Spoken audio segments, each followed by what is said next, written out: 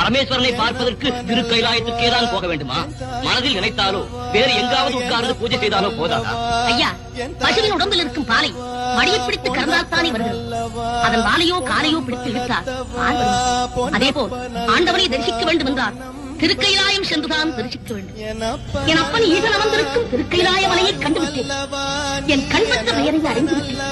இனி கணப்பொழுது சிகரத்தை அடைந்து என் அப்பனை தொழுது இந்த ஏழைக்கு அருள் செய்ய என்று வேண்டிக் கொள்கிறேன்.